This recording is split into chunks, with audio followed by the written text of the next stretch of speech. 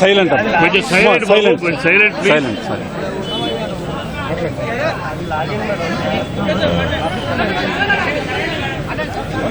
ఈరోజు చాలా దురదృష్టకరమైన రోజండి. మరి ముఖ్యంగా రెండు రాష్ట్రాల ప్రజల కంటే నాకే ఎక్కువ ఆత్మీయుడు కోటన్న. నేను సినిమాల్లోనే కాదు, బయట కూడా ఒంటరిగా కలిసినప్పుడు కూడా, ఫోన్లో మాట్లాడుకున్నప్పుడు కూడా ఆ సెటైర్లు యాజ్ ఇట్ ఈజ్గా సినిమాల్లో ఎలాగైతే పాము ముంగిసలాగా అలాగే ఉండేది. మొన్ననే ఫోన్ చేశాను మొన్న సాయంత్రం ఒక షూటింగ్ సందర్భంగా ఫోన్ చేస్తే ఎక్కడున్నావురా అన్నాడు. వాళ్ళ దగ్గర ఉన్నా అన్న. అరే ఎప్పుడు వస్తావు అంటే రేపు వస్తా అన్న. అంటే చాలా బాగా మాట్లాడాడు.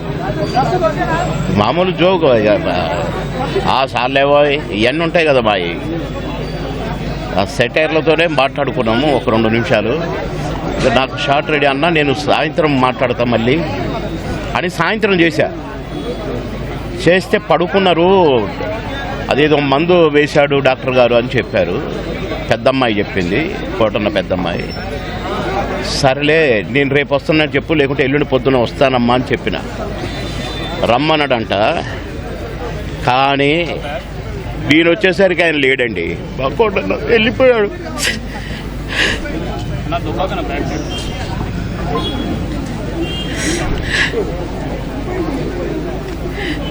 ఇంటికి వస్తే ఎంతో సంతోషంగా రారా బోరు కొడుతుందిరా అనేవాడు. ఇప్పుడేమో హాయిగా పడుకున్నాడు.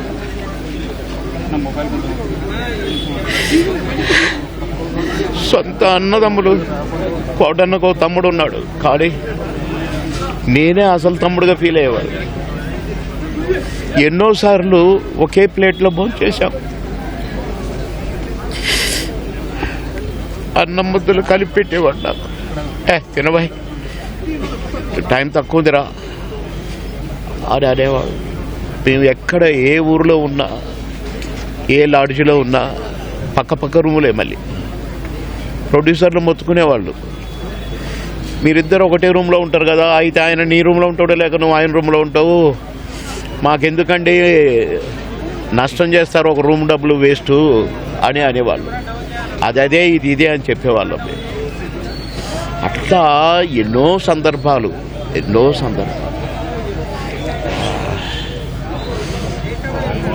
మాటలకు అందని సందర్భం ఆ ఇద్దరం.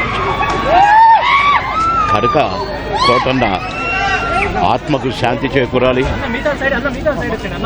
డా కోటన్న కుటుంబానికి ఆత్మశాంతి కలగాలి. డా కోటన్న లేని లోటు